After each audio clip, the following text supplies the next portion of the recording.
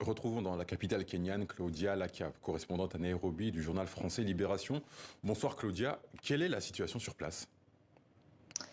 Bonsoir, bonsoir à tous. Nous arrivons donc à la fin des 3 jours de manifestation, annoncées comme massives, mais qui dès hier après-midi ont perdu leur souffle.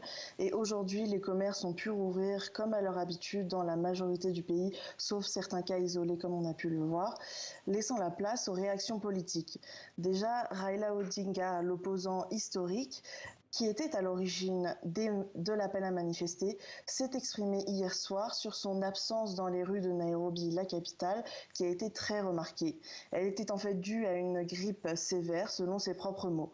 Les organisations internationales ensuite, telles que Human Rights Watch et même le Commonwealth, se sont exprimées pour sonner l'alarme sur l'escalade des tensions, et Amnesty a même été plus loin en dénonçant le recours excessif de la violence des forces de l'ordre contre les manifestants. L'organisation dénombre 6 morts par balle ou par asphyxie au gaz lacrymogène, rien que mercredi dernier. Est-ce qu'on peut dire que les violences des derniers jours sont finalement la suite du duel présidentiel entre William Ruto et Raila Odinga?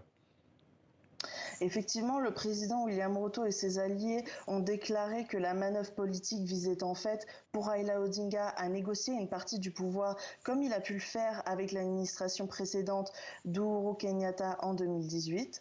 L'intéressé a démenti. Ses arguments de mobilisation se concentrent sur la hausse du coût de la vie et sur la dernière loi finance qui prévoit l'augmentation de nombreuses taxes, dont celle sur le pétrole qui passerait de 8 à 16%.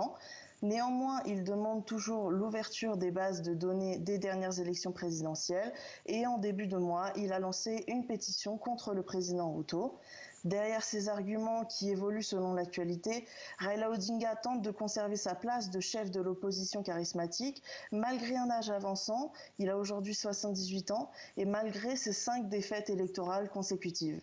Après, au-delà du poids politique de Raila Odinga et de sa capacité à créer des manifestations de rue handicapantes pour le pays, la situation économique de la majorité des clients n'est clairement pas au beau fixe. Avec une inflation annuelle qui atteint maintenant 8%, faisant monter le prix des denrées de base et une dette extérieure impressionnante qui, par exemple, rend le gouvernement incapable de payer les salaires des fonctionnaires en temps et en heure, la vie quotidienne devient très dure pour les Kenyans et motive la population à sortir dans la rue. Dans le Merci. quartier défavorisé de Mataré, Merci. mercredi. Désolée. Merci Claudia Lakab pour toutes ces informations. Je rappelle que vous êtes correspondante à Nairobi du quotidien français Libération.